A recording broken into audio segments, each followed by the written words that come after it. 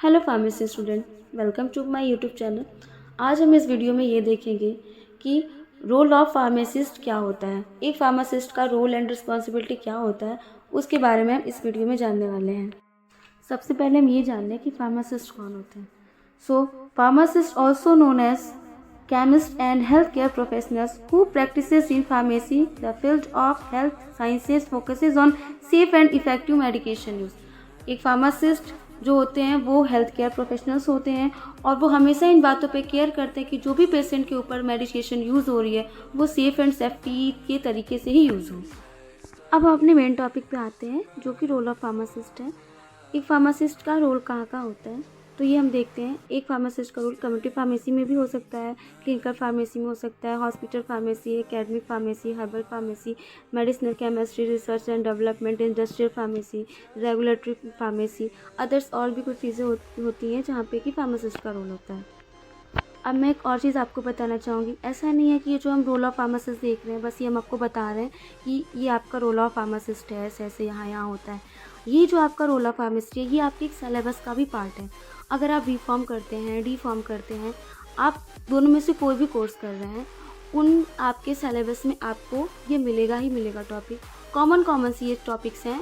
Scope क्या है pharmacy का रोल क्या है, फार्मासिस्ट का रोल क्या है, ये ऐसी कॉमन टॉपिक है जो आपके सिलेबस में मिलनी ही मिलनी है। सो इसको आप एक बस यूं ही फार्मासिस्ट का रोल देख के ना एक अपने सिलेबस का पार्ट समझ के भी देखिएगा। अब हम सबसे पहला अपना हेडिंग देखते हैं, community pharmacy. Community pharmacy is a healthcare facility that is able to provide a pharmacy services to people in local areas.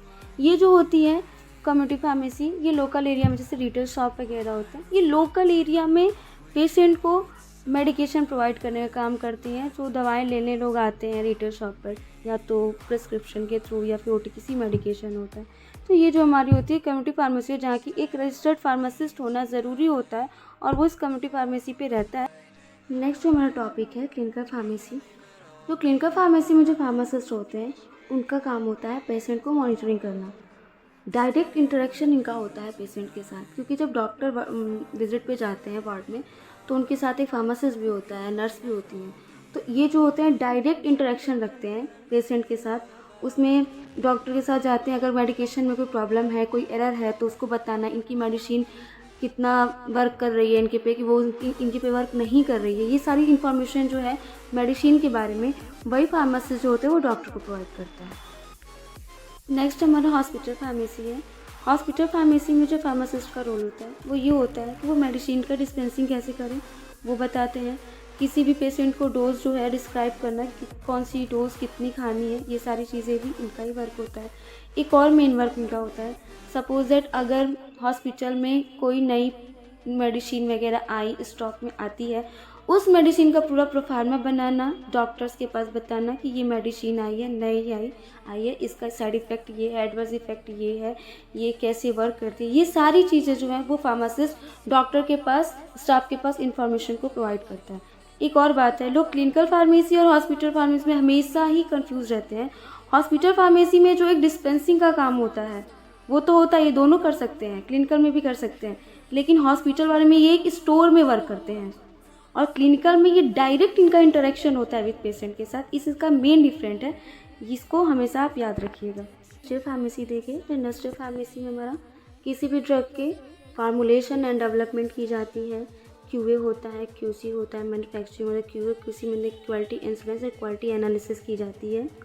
Drug का इंटरेक्शन देखा जाता है, सेल्स होती है, मार्केटिंग होती है, मैनेजमेंट होता है, ड्रग रजिस्ट्रेशन किया जाता है। बिना ड्रग रजिस्ट्रेशन के आप किसी भी ड्रग को बाहर मार्केट में सप्लाई नहीं कर सकते हैं। ये सारी चीज़ें आपकी इंडस्ट्रियल फार्मेसी में आती हैं। अब हम जो एकेडमिक फार्मेसी देख रहे हैं, एकेडमिक फार्मेसी में मेन जो फोकस होता है वो एजुकेशन एंड रिसर्च एस्पेक्ट के ऊपर होता है। ये जो यूनिवर्सिटी या कॉलेजेस में जो एजुकेशन चलती है फार्मेसी की, ये सारी चीज़ें हो गई, टीचिंग, ट्रेनिंग, मॉनिटरिंग करना, जो फ्यूचर जनरेशन में फार्मासिस्ट बन रहा है उनकी, फार्मास्यूटिकल साइंटिस्ट जो होते हैं, ये सारी चीज़ें जो हैं ये एकेडमिक में आ जाती हैं। नेक्स्ट हमारा रेगुलेटरी फार्मेसी है। रेगुलेटरी फार्मेसी का मतलब ही है रेगुलेशन, किसी भी चीज़ को रेगुलेट करना। तो ये इंटरनेशनल एजेंसीज़ के थ्रू भी होती है, प्रोफेशनल बॉडीज़ होती हैं कुछ, उनके थ्रू होती है, गवर्नमेंट एजेंसीज़ की भी थ्रू होती हैं। कोई भी ड्रग है उनका हेल्थ एंड ड्रग पॉलिसी होना, मैनेजमेंट कैसे करना है, एडमिनिस्ट्रेशन कैसे करना है, उनकी एजुकेशन पॉलिसी क्या है, रेगुलेशन और उनका इन्फोर्समेंट कैसे करना है, ये सारी की सारी चीज़ें जो रेगुलेट होती हैं वो रेगुलेटरी फार्मेसी में आती हैं। नेक्स्ट जो हमारा रिसर्च एंड डेवलपमेंट है, इसके बारे में मैंने पहले भी बता दिया है। वैसे तो रिसर्च एंड डेवलपमेंट में यही होता है कि नई नई दवाओं की खोज की जाती है, नई नई दवाओं का डिस्कवरी होता है, न्यू ड्रग डिलीवरी होती है, न्यू ड्रग मतलब एप्लीकेशन होता है, और जो होता है जेनेरिक मेडिकेशन का भी डेवलपमेंट किया जाता है इसमें। Now in herbal pharmacy identification of herbal product for the particular disease. इसमें हम आइडेंटिफिकेशन करते हैं हर्बल प्रोडक्ट का किसी भी पर्टिकुलर डिजीज़ के लिए बाय द आयुर्वेदा, यूनानी, सिद्धा, ये सारी जो पद्धतियाँ हैं पहले की, इनके थ्रू हम करते हैं। जैसे कि किसी भी प्लांट का पहले उनको कल्टीवेट किया, उनका हार्वेस्टिंग किया, देन उसका एक्सट्रैक्शन मतलब कि अर्क निकाला, उसके बाद उसका प्यूरिफिकेशन करते हैं, शुद्धिकरण करते हैं, उसमें से आइडेंटिफिकेशन करते हैं एक्टिव इंग्रेडिएंट्स का कि किस पर्टिकुलर डिजीज़ के लिए कौन सा इंग्रेडिएंट हमारा वर्क करेगा। ये सारी जो वर्क होती हैं ये हमारी हर्बल फार्मेसी में आती है। ये सब पूरा का पूरा बेस्ड होता है, ये आयुर्वेद वगैरह होते हैं, इनके ऊपर यूनानी हो गया, सिद्धा हो गया, इन सारी पद्धतियों पे ये पूरा का पूरा फॉर्मुलेशन बेस्ड होता है। अब हमारा नेक्स्ट एंड लास्ट टॉपिक है अदर्स, जिसमें अदर्स में आपके आएंगे फार्मेसी मार्केटिंग हो जाएगी, ड्रग इंफॉर्मेशन फार्मासिस्ट होंगे, न्यूक्लियर फार्मासिस्ट होंगे, फार्मासिस्ट क्लिनिकल टॉक्सिकोलॉजिस्ट होंगे, वेटनरी फार्मासिस्ट होंगे, इंटेलेक्चुअल प्रॉपर्टी राइट्स, ये सारी चीज़ें एक्सेट्रा आएंगी आपके अदर्स में।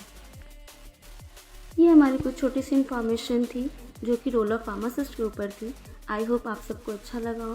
प्लीज़ अगर अच्छा लगे तो लाइक, शेयर एंड सब्सक्राइब करें। Thank you.